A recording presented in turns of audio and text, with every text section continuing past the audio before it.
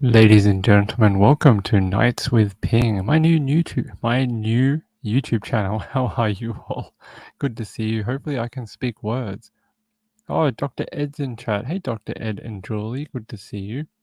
Woos is here, and Diane. It's good to see everyone. Let me get set up. I just went early a couple of minutes because I know it's late, and I thought if I go early a couple of minutes, people could, chat and talk to me for, while we get set up. This is a story I want to talk about because this is the one people were commenting in Trisha's chat. It says, police located missing Virginia woman and mom and 3 kids halfway across the country, but still haven't been able to speak to her. How does that work? We'll find out. Actually, while I fix the camera, let's watch this video on this channel.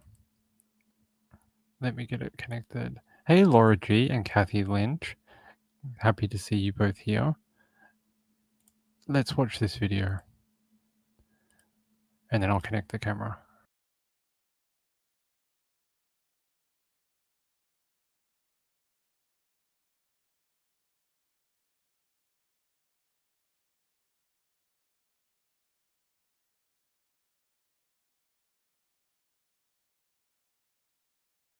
A Virginia mother and her 3 children, who have not been seen for more than 2 weeks, were believed to have been in Illinois not long after she missed a court date, but authorities say they have been unable to pin her down. Lauren Cook, 30, and her children Benjamin, 7, Hannah, 5, and Elijah, 2, have been missing since September 5th, according to the Franklin County Sheriff's Office, who asked the public for help in locating the family on September 13th. Authorities said investigators were able to track the mother and children down in Litchfield, Illinois, but were unable to make contact to check on their well-being. To clear Lauren and her children from being missing persons, a law enforcement agency must make in-person contact with them in order to confirm that they are okay and not under duress. Until then, they will remain in local and national databases as missing, the sheriff's office said in a statement.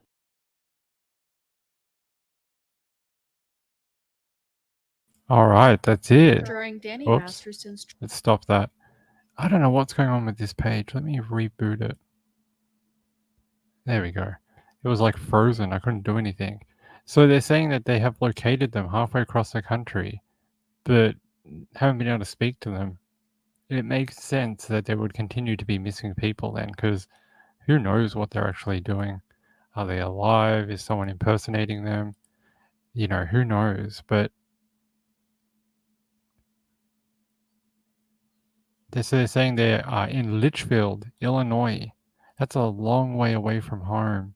They're from South Carolina, I'm pretty sure. And, yeah, Franklin County is where they're from. Franklin County. That's a long way. Let's have a look. Franklin County to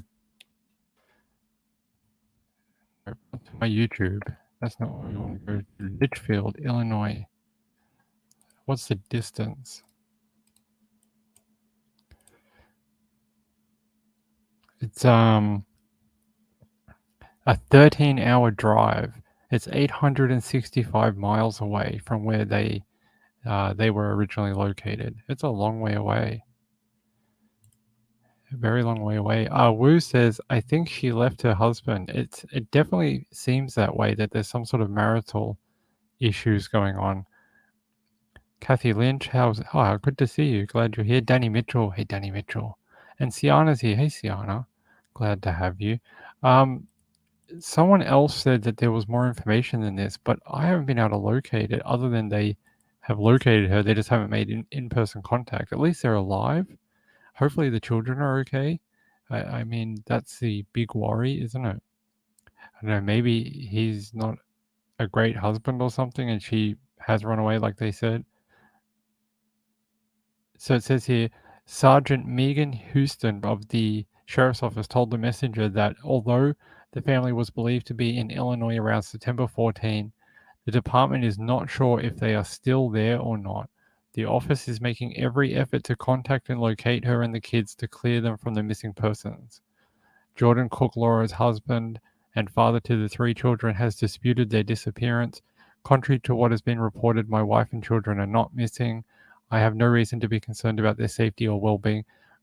If he has more information and information that can solve this, then why isn't he telling police? I don't unless the police don't believe him. Yeah, it says here, despite Jordan being unconcerned about his family's whereabouts, police are continuing their missing persons investigation.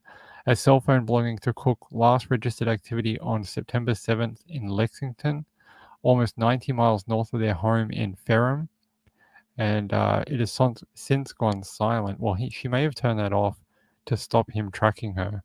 Same with the bank account. She may have stopped using it so that they can't track her location, because if you use your bank account, they can tell where you got gas or where you picked up groceries and basically track your journey.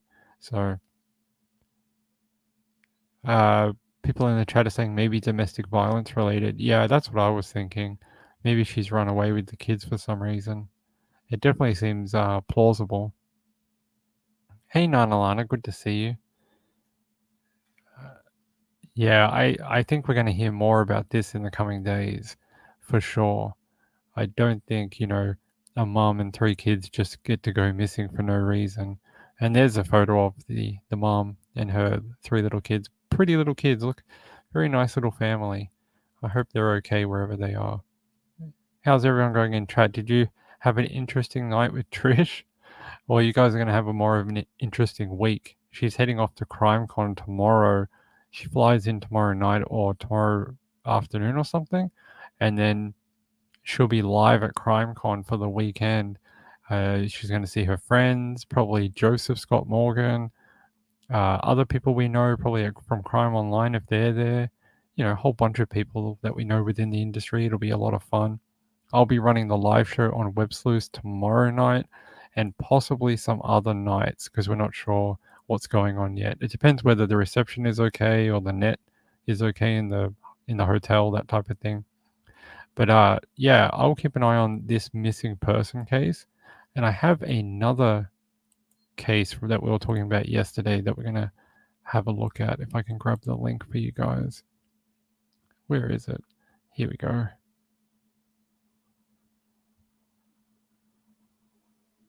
If I can find it.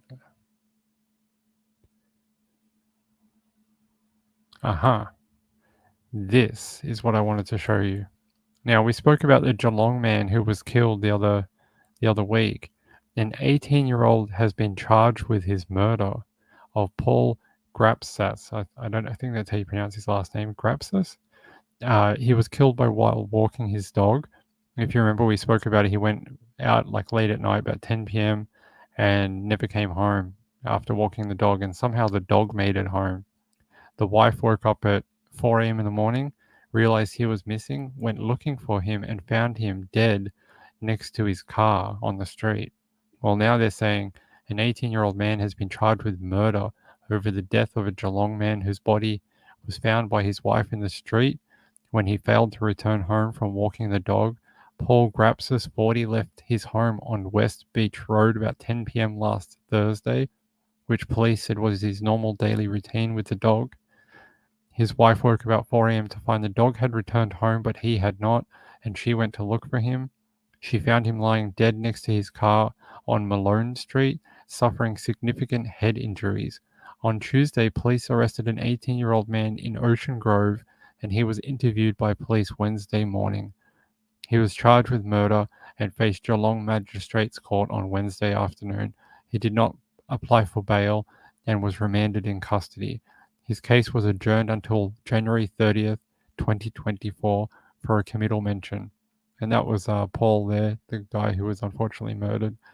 You think about this, an 18-year-old kid committed a murder. It's crazy. It says here on Monday, police released a statement and photo of Grapsas on behalf of his grieving family. I think we read that out. But I think I have a photo of the kid. Hold on. It's not really a kid. Well, sort of. He's 18. He's an adult, but still very young. Very young to throw your life away over a murder. Here. This is the photo of the kid, the 18-year-old. 18-year-old Bailey Clifford of Belmont has been charged with the murder of Paul Grapsas. There you go. There's a photo of him. It just looks like any other young kid. Wu says, what is it with these young people nowadays? So much crime going on with teenagers here. I agree. I don't understand the little kids just getting into this stuff. By the way, I have fixed the Nightbot. The Nightbot will not boot anyone out for using emoticons or whatever anymore. It's the moderation feature has been turned off. So you guys should be no problems to, use the chat how you want. It's fine now. No one will get yelled at by Nightbot. Actually, I don't think it's even on tonight. It seems to be turned off. It's not even posting any messages. Okay. That's okay. We don't need any links. Yeah, by the way, I know people will ask again. There is no super chat feature on this channel because we're such a new channel. So if you go looking for it, there is no, it's not there. It doesn't exist. All right. Let me have another look if there's any more information down here.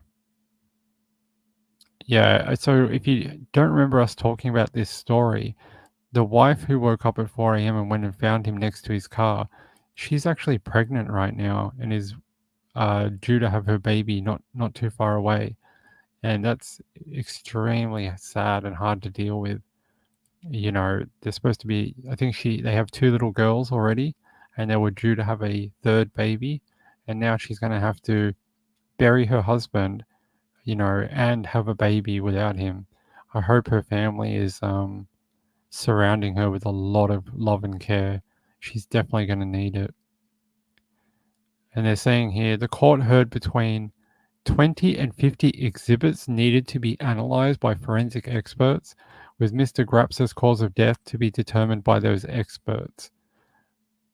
They're saying there's nothing in the background to indicate any reason he would be a particular victim of this type of crime. The official cause of death must be recognized by the defense and must be determined so an appropriate defense can be prepared. So they're saying that they're trying to get that official cause of death and manner of death. They're saying last week, homicide detective Tony Hupfield said Mr. Grapsis had routinely walked his dog at night. Forensic police swarmed the area on the weekend, dusting vehicles for fingerprints and scouring the area for clues. I wonder if they found some sort of CCTV, because otherwise, how did they track down this 18-year-old? They're saying some neighbors claim Mr. Grapsis may have been attacked by someone breaking into vehicles. Police also scoured CCTV from local businesses and homes in a painstaking search for clues about how and why he died. Locals told the Geelong Advertiser the area had previously been plagued with homelessness and antisocial behaviour. Some locals suggested an abandoned nursing home next door to the Grappers home was being used by homeless people. There used to be a lot more people drug affected and homeless people in the area, but recent tunnel works have pushed them away. On Sunday, a small bunch of flowers had been placed by a rock in the street near where Mr. Grapsis was found dead, meters away from where the couple and their 2 girls lived. There's a photo of his wife and him. Very lovely looking normal couple. It's very horrible that, you go to sleep at night thinking your husband's going to be back in bed very shortly, and then you wake up to find that he's actually being killed. I don't think any of us could imagine that in their worst nightmares. No. Let me fix this. There you go. Kathy Lynch says, "Can I still donate through?" Yes, you can. I just don't not. Did the bot post the link? Yes, it did. Yes, that's no problem if you want to. It's not, I don't. You don't have to, but it is there. It should be the bot should post the link. I appreciate that, Kathy Lynch. It's very nice of you to ask. Apparently, his wife was seen grieving. She posted a photo of the happy couple on their wedding day 7 years ago, and it says, "My love forever and ever." She captioned the photo from January 20. I bet you that's it, this one. That must be their wedding photo. It's very sad, a couple that was just about to start their lives. Oh, this way. There we go. Yeah, I don't, it's horrible. I want to know why why that Clifford, why he felt the need to take someone's life like that. Is stealing someone's car really worth killing someone over? Even if the cops got called, what are you going to get done with break and enter? It's nothing compared to murder. I just don't get it. They said homicide detectives arrest Clifford in Ocean Grove on Tuesday and spent hours questioning him. Clifford held his head down during the short filing hearing. Police prosecutor Constable Alex Turner said it would take detectives 14 weeks to prepare a hand-up brief, as they needed to review about 500 hours of CCTV footage and conduct a pathological investigative report. On Monday, police told the Daily Mail the gruesome death had puzzled seasoned detectives. There is nothing in his background to indicate any reason he would be a victim of this particular crime. Yeah, that's really, really sad. I don't think we're going to get much more now until his next hearing in January 2024. It's a very long delay, actually, about 5 months. So it's going to be a while. So we'll find out next year after the new year, unfortunately. Yeah, very pretty couple, right? I agree. Someone you just see through your local shops or something like that. Hey, the Thoris, good to see you. Top secret to you, Marilyn Landis. Who else is here? Laura G. Hey, Laura G. And Moonlight View came. Hello, Moonlight View. Thanks for being the moderator here. She's the only one I've added. I haven't even added our friend Insightful One. I've only added Moonlight View.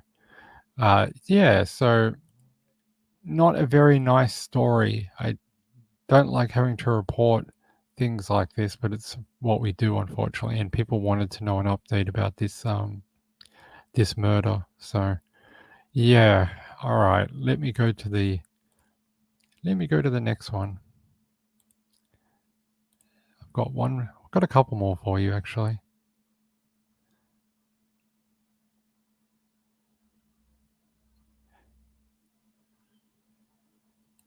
So I was wondering actually, did I share this case with you on Sunday Nights with Ping a while ago?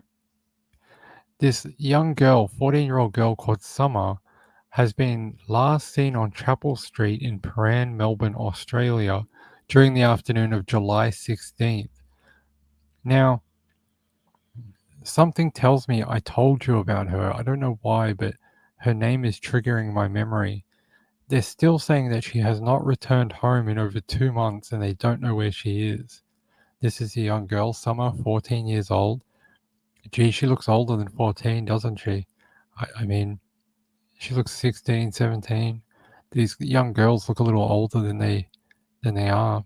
That photo, she looks quite young, but not that photo. And they're saying that her family is still concerned for her safety, and police hold similar fears because of how long she's been missing. You would think in 2 months that she may have even contacted friends or needed money. How is she getting money or anything like that? As a 14-year-old, would she have her own bank card even yet? I'm not sure. It says here she was last seen wearing a black hooded jumper, brown pants, white shoes. She is approximately 152 centimeters tall with slim build, dark hair, and distinct grey-blue eyes. The teenager is known to hang around the northeastern suburbs of Chadstone, Cranbourne, Dandenong, Clyde North, and Moe. Anyone who has seen Summer or who believes they might have information should contact Narre Warren Police Station. Sorry. There we go. People keep messaging me. Yeah. Kathleen said she may have hooked up with an older guy. Maybe. I mean, you would think there might have to be another person involved with someone that young, because I don't understand how she'd make a living or anything like that. Hey, Bunny Bun, how are you? Good to have you here. Yeah, very pretty young girl. I agree. But you can definitely see that one she looks older and this one she looks her age. Like if I saw this girl out in public, I'd be like, oh, that's just a little, little like teenage girl, like 14-year-old girl. But this girl, I would think, wow, she's probably like in her couple final years of school or, 16, 17, something like that. These young girls can make themselves seem older with the way they do their makeup and how they dress and things like that. So yeah, I don't have any more information except for the police are looking for her and hope to find her and encourage her or anyone who has seen her to please contact Narre Warren Police Station and hopefully make her mum feel a bit better because I bet you she is beside herself, wondering where her daughter is right now. I can't imagine any of these crimes happening to me. So, top secret to you says makeup. Yes, it probably is makeup. Moonlight View tried to do the donation thing. It doesn't work in this channel. You can only post the message from earlier from Nightbot. I'll post it for you. Here you go, Moonlight View. Oh no, that's not going to work. It doesn't work here. Oh wait, I can do this. All I can do is pin it. There we go. That's all we can do here. We don't have very many controls yet on this channel because it's so new. So we have to wait a little while. All right. That was the missing person. I just had a feeling that we spoke about her on my Sunday show. And because they released a new appeal today, I was like, well, we should at least talk about it. All right, let me go on to this. Share this tab. No, wait, that's the same one. Hold on, guys. I'll find it.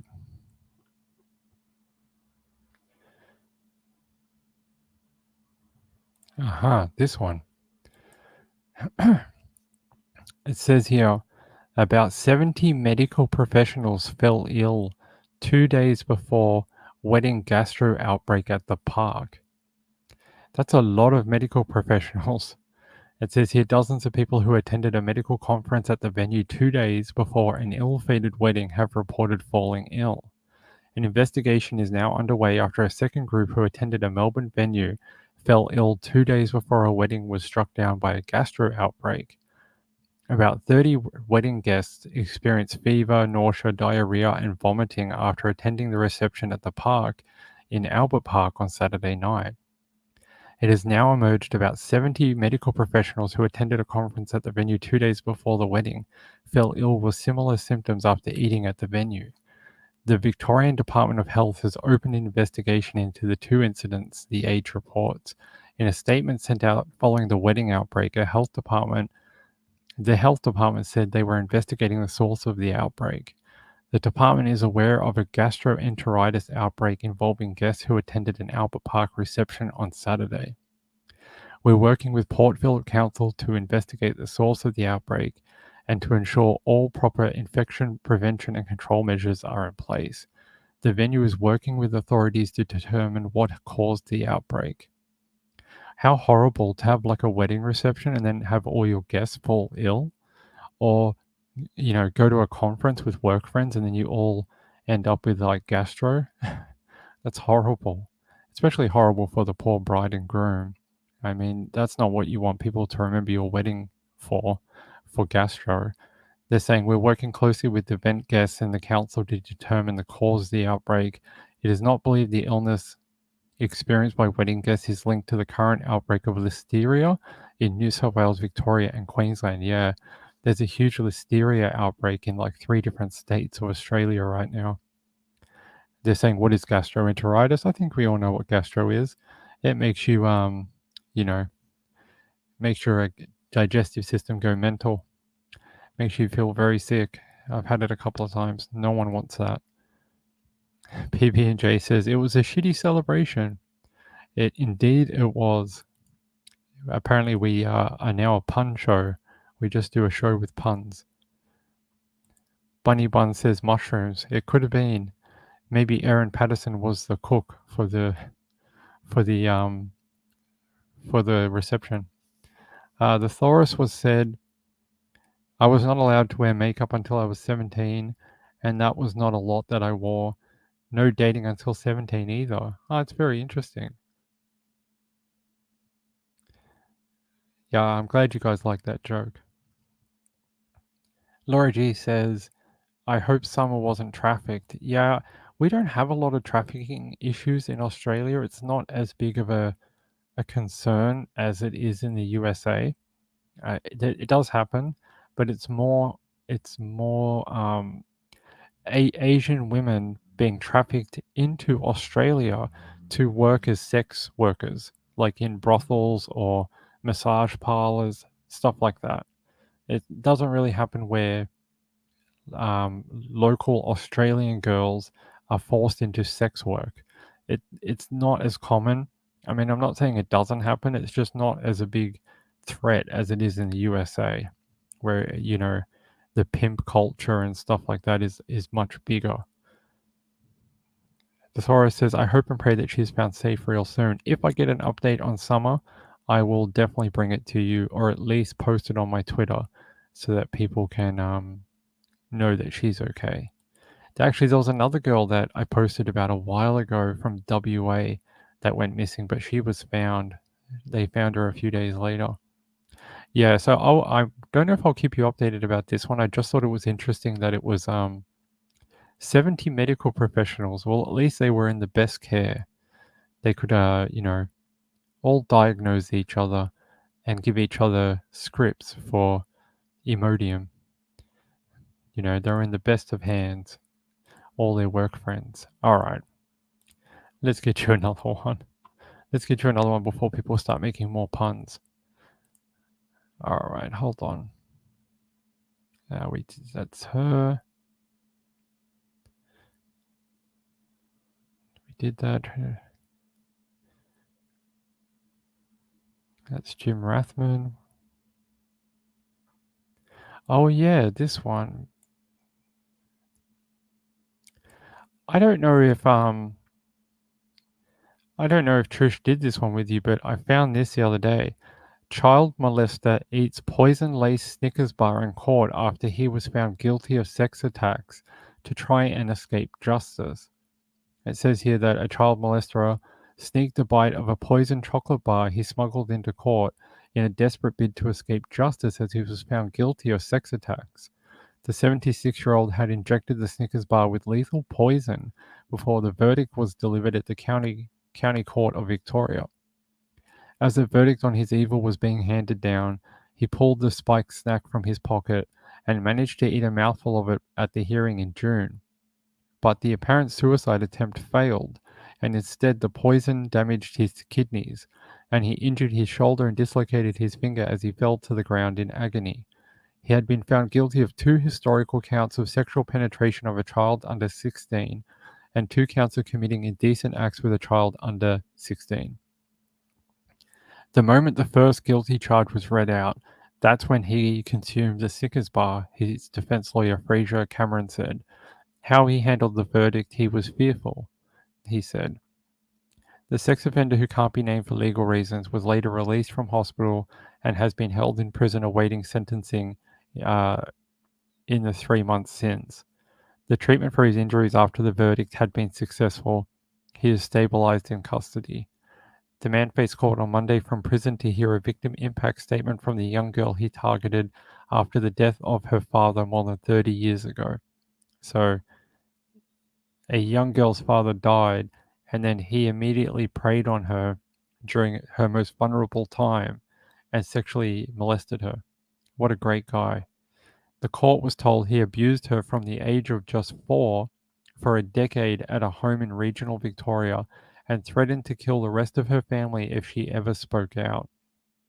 She said the abuse was almost daily, branding the molester an evil monster, and said the memories of her ordeal still haunt her decades later. She says, "I was a scared little girl who cried herself to sleep, wishing my father came back to save me. My adulthood is still tormented by your insanity. I was your favorite mistake. My entire childhood I was groomed and abused." But she said she had tried to overcome the devastating attacks and added, "I am a survivor. I am not what happened to me. I am what I choose to become." He will be sentenced at a later date and faces up to 10 years in jail as a serious sex offender. I think she was a great speech she gave, very empowering to other victims and people who maybe heard her at the court. Yeah, very sad that she Can I talk about Wooz's story? Where is Wooz? Oh, yeah, there was a story that came out. We spoke a little bit about it last night, and then there was a link about what the mother's been up to. Let me see if I can find it.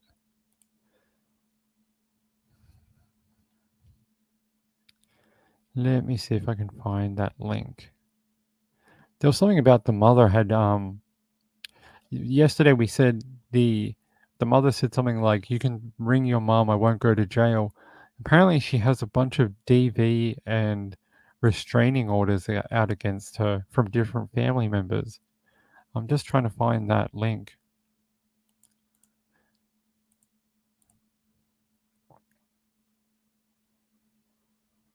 Oh, thank you, Ed and Julie. I saw your email. Hold on, I just want to find this link. Yeah, they were saying that what the story looks like does not, sort of, it's not what it looks like on the surface. 1 hour ago. So this one was actually like an hour ago. It says here, police in New South Wales are continuing to appeal for information in the search of 4 children who went missing from Western Sydney on Saturday. Oops. There we go. The 3 boys, 9-year-old, 12-year-old, and another 12-year-old, and a 16-year-old girl haven't been spotted since they were seen on Earl Street in Doonside on Saturday evening. Nearly a week later, police are continuing to search for the 4 children, who there are serious concerns for due to their young age. Pictures are terrible, very low resolution. All 4 have been described by police as Middle Eastern in appearance, are believed to be in the Bankstown or Sutherland areas, and just wearing like normal clothes. Let me try find that other link. 4 young children missing from Western Sydney. All right. Because the Daily Mail had a very interesting quote about the mum. Maybe Woo sent it. Let me have a look. Aha, Woos did send it. Thank you, Woos. There we go. It says here, Tala Eldamuni is the mum. Twist in case of 4 missing children who vanished 6 days ago as their mum's mysterious past is revealed. The mother of the 4 children who have been missing since Saturday is currently embroiled in a litany of local court cases. As the search continues to enter a 5th day on Wednesday, their mother Talar Eldamuni spent the day in Bankstown local court after being charged with 3 counts of driving with a suspended license. She pleaded guilty to all 3 counts and was fined $300. Eldamuni also has several active apprehended violence orders taken out by police on behalf of family members. She was recently convicted in her absence for breaching of apprehended violence order. She is also due to face court on charges of destroying property and entering an enclosed land without lawful excuse. That's her there. So she's got a whole bunch of court hearings. So I don't know if that's got something to do with where her kids are, or are they even in her care? Maybe they live with family members? Because it says here, it's okay if you contact me, Mama. I won't be in trouble and they won't put me in jail. I promise. Please call me, Mama, ASAP, please. I wonder if one of them has an AVO out against her, and that's what that means, because if one of the children has an AVO against her, if they contacted, it would be a breach of that AVO. So it says here they're not suggesting that Eldamuni was anyway involved in the disappearance of her children. They're saying they're still looking for the children and their welfare is concerning. Yeah. I don't know, Woos, do you know anything else since this was posted? Anything new?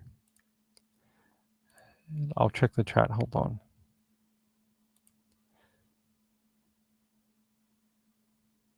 on. Woo says, I reckon they're with a family member somewhere. Okay.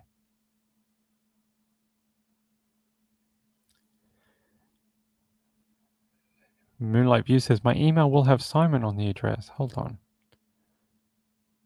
Are you saying that your name is now Simon? Okay.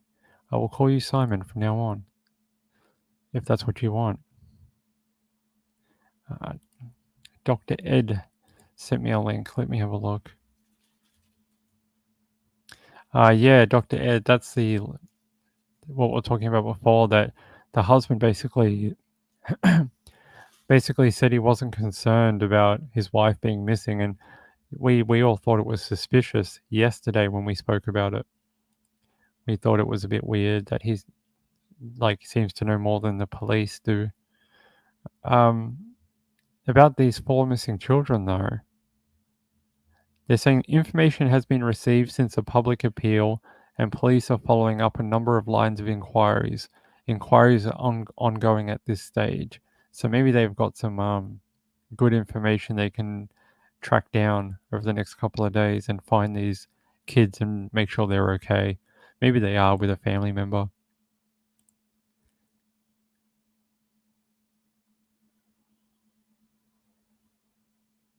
Oh, you guys are talking about how I gave you each other's email. Okay, I gotcha. Yeah. Kathy Lynch says, Moonlight View, thank you for all you do for both shows. Yes, Moonlight View is a great moderator. She does a good job. A very good job on both shows. Otherwise, I wouldn't have added her. Yeah, don't have anything more about the 4 children, unfortunately. But that's okay. If we have more in the next couple of days, I will definitely or either I'll do another show, or tomorrow night I'm hosting Web Sleuths Live with Insightful One, and we will do it that night for you all. All right, let me see if I have one more story. I don't know if I do, but let me see if I have one more. I just wanted to do a little show because I think a lot of people are bored with the Delphi information, or not bored, but sort of over it for now, and they want to hear other things that are not Delphi or not Odinist or whatever. So,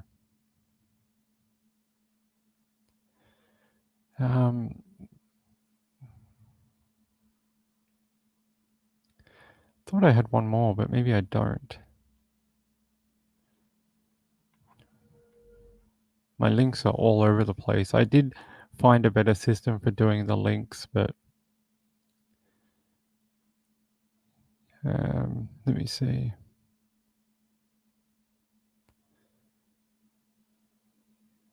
Is it this one? Let's have a look.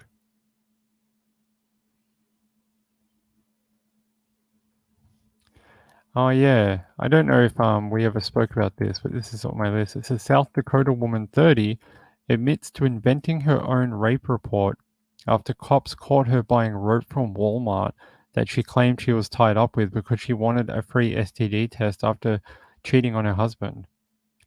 Very, very strange. Hold on. Let me see. Dr. Ed sent yeah, this was the article I was reading from, actually.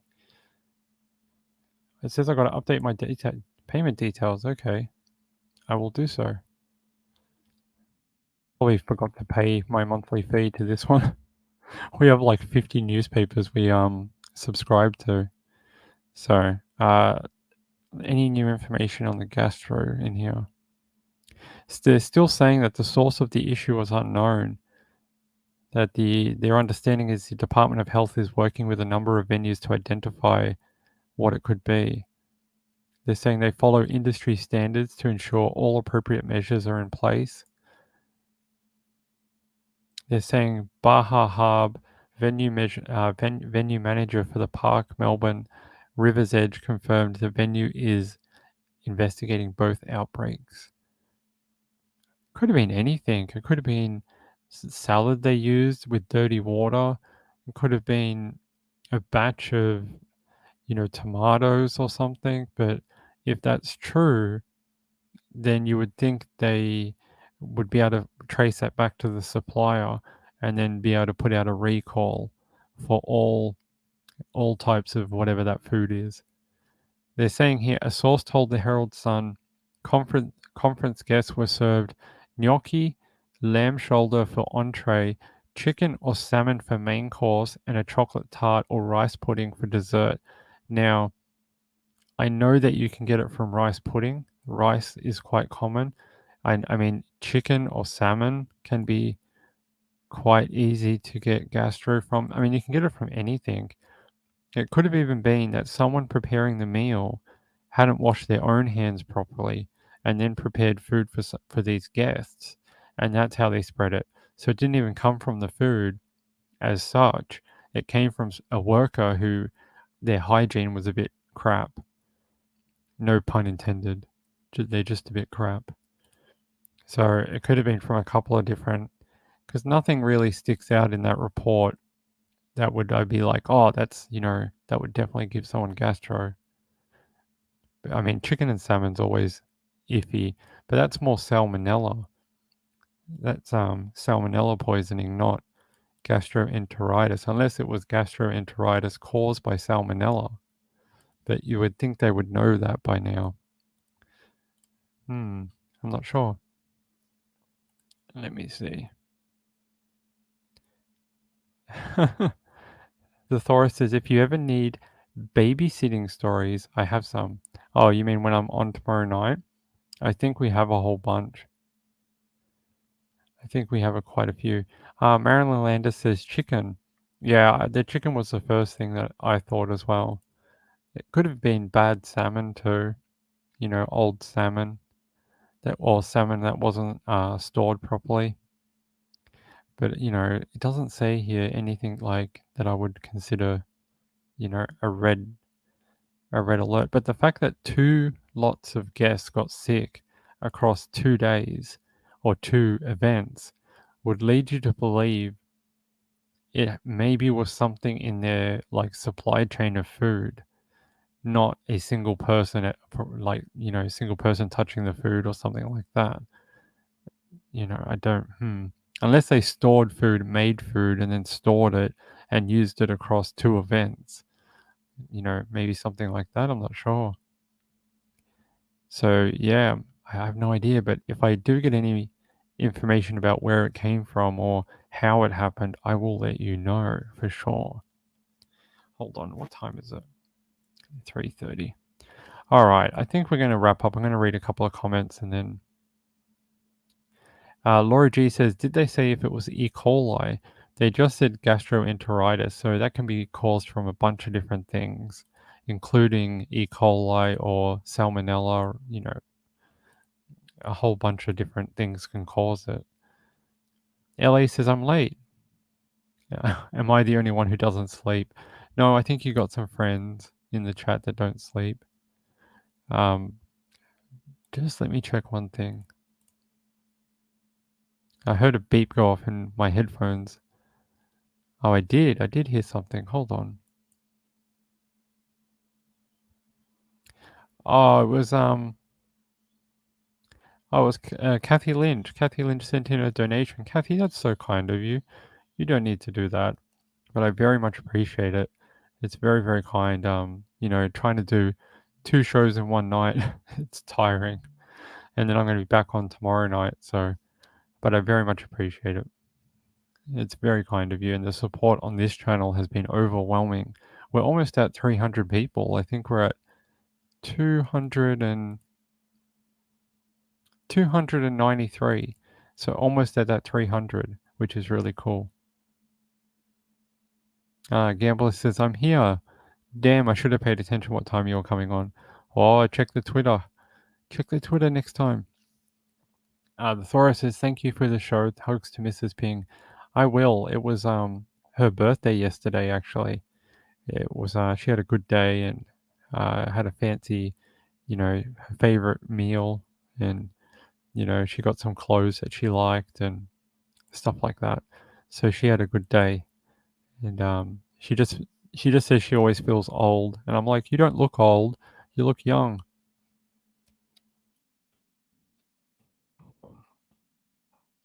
Yeah, so she was doing the whole, I don't want to get older. So I always tell her that she looks better than me. I will tell her that you're all wishing her a happy birthday. She will be very happy with that. Actually, one of her office friends bought her some chocolate yesterday, and she was so happy. She's like, someone bought me a present. And she was like really, really excited that one of her work friends remembered it was her birthday. So Marilyn Landis says 70 next Thursday. Oh, that's very cool. Are you going to do something big for your 70th, or are you just going to watch true crime with us? Maybe that's what you'll do. All right. I'm just trying to lower my links. Hey, friends, loved ones, remember homes, sons. Oh, this was the other one. Wait, we do have one more. Actually, here. I wanted to end tonight on a really touching story, and I thought this was really nice. I think we can all be kinder to people when they're going through a hard time. It says here, single mother touched by act of SPM Melbourne contractor. I guess that's the company name. And it says, a single mother suffering through tough times has been brought to tears due to a touching act by a Good Samaritan contractor. The woman, who did not want to share her name, contacted SPN Melbourne to have a wire screen installed on her window, and the business sent Adam to do the job. When he arrived at the home, the two began chatting about life, and she told him that she was currently going through a rocky period. Adam told her he was happy to complete the job for free so that the mother and her and so the mother and her on I think the mother and the son could be safe, before she declined, saying the offer brought her to tears. She was moved again after the contractor installed the screen, then left a very surprising gift behind. He left a nice card and some money, saying, nice message on the front. It says, "Life, there's no right way to do it, so less worry, laugh more, just wing it and be happy." And then he left some cards to his business that she could give out to people. And she's saying, Adam presented the mother with a touching card and $50. The mum spoke to 7 News about the beautiful and kind experience she found herself in, and that, she said she'll treasure the moment forever, and that it had an impact on her son as well. My son was overwhelmed and hugged him, genuinely shocked and in awe that a stranger would be so kind. The experience reminded her that there is so much good out there, and Adam is a perfect example. The mum described him as an honest and genuine person who worked hard to support his family. She said that anyone who needs security screens installed in the Craigieburn area, 34 kilometres north of Melbourne, should highly consider recruiting him for the job. Her story was shared to social media along with the picture of the card and Adam's business card, which included his email and phone number. Reactions from those on social media who saw the Facebook post were overwhelmingly positive. Someone said, I hope Adam likes to work because I have a feeling he's about to be inundated. And someone says, I need some work done and I'm going to get Adam. So I thought that was really nice. It's not often that people do stuff like that and help someone out they don't know, someone they can recognize that's going through a bit of a tough point. So very, very nice. And I liked that story because I don't always want to talk about bad things that happen. Sometimes we've got to have some good and some happy things. So Marilyn Landis says, I'm probably going to go to the bar. Are you going to pick up your toy boy, your 35-year-old toy boy at the bar? I hope you do. Oh, you have the hiccups, LA? That you do know on Shark Tank, there was a company who made a device for the hiccups, and it's like a straw, and you suck on the straw and it gets rid of the hiccups instantly. It does something, it's something to do with the compression of the air through the straw, relaxes the muscle in your throat, and it actually gets rid of them like that. It just goes. It's very, very interesting. Marilyn Landis says he's 53. Close to 35 if you switch it around. So have a look for that little device, LA. Kathy Lynch says, my husband and I love Shark Tank. Me too. I can't wait for Shark Tank to come back. I love Shark Tank. I watch it every Saturday or Sunday, whatever day it's on. Actually, the Croatian guy on Shark Tank USA, he did Shark Tank Australia this year. He came down to Australia because his wife is Australian, and he was down here during the filming period, and I think he did a bunch of episodes for Shark Tank Australia. So I'm quick in the chat. Okay, I can be quick in the chat. All right, let me wind up for the night. Kathy Lynch, thank you so much for the donation again. I really appreciate it.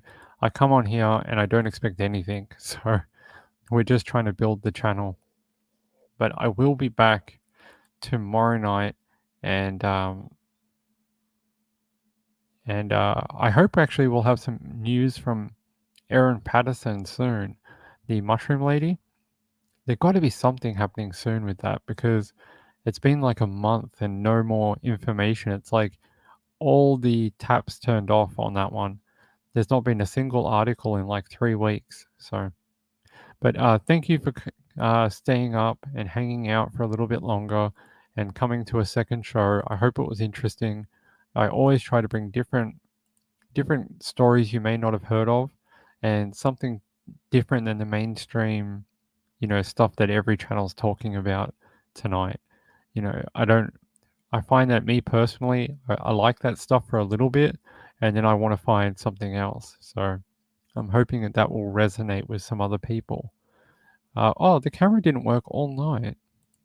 Sorry, I just noticed that the camera was off. I will have that fixed for tomorrow because we're going to do the Whip Zeus live and that needs to be corrected. Sorry about that. I didn't realize it was off. But oh, LA says she only has 61 subs. We'll get you some more subs, I promise. Next time we do a show, we will we'll put your channel up for you. Okay? Other than that, love you all. Dr. Ed and Julie, thank you for being here. It was nice seeing you. LA, Moonlight View, thanks for moderating Moonlight View. I appreciate it. Gambler, Woos, everyone's here. Laura G. I think Sienna was here earlier. Marilyn Landis, and the Thoris, my friend. But everyone, thank you so much for being here. I appreciate it.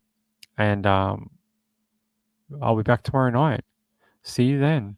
Good night, everyone, from the Late Late Show with Nights with Ping. See you later.